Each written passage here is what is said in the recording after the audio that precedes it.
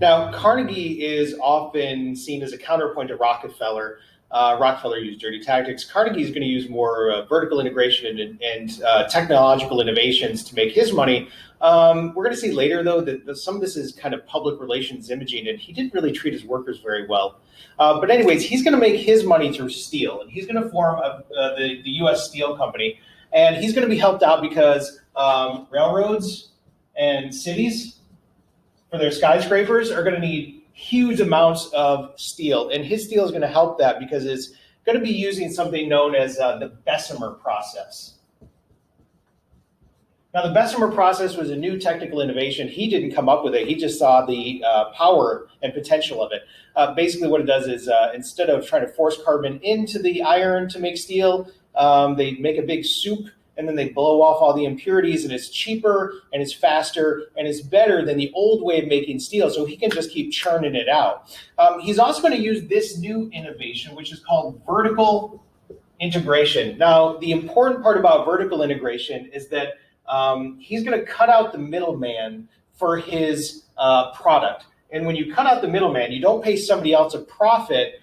You can lower your expenses, and by even maintaining the same price, you're going to increase your profits. Now, here's how it works, right? So if you have your factory here where he's making his steel, he's going to, first of all, own the raw materials.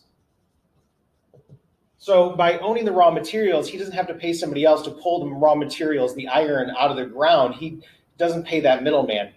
Then he's going to own the railroads that take that raw material to the factories. Right, so he doesn't have to pay to transport the stuff from the mine to the factory, and then he's going to own the retail outlets too, so he doesn't have to pay somebody else. And by doing that, he's lowering the overall expenses for the company, which increases the profits. And most people don't mind this as long as they're not being greedy.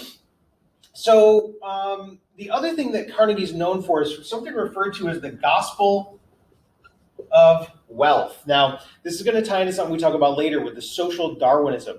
And this is the idea that some people are just better than others. Now, the reason this is called gospel, though, is because Carnegie says that God didn't make him rich. Well, he says God does make him rich, but he said God didn't make him rich in order to be happy and fat. What he did was that God makes some people better than others so that they can become rich, and then the rich people care for the poor and the the unworthy or whatever.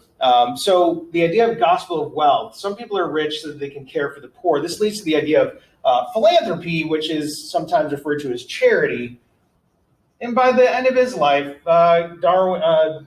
Carnegie and even Rockefeller are going to give away large chunks of their fortune. The problem, of course, is that they get to decide who gets the money, and they generally, it's like one or two people, these rich guys, are in control of social policy. And Carnegie is going to give his money to create concert halls and libraries and scholarship funds.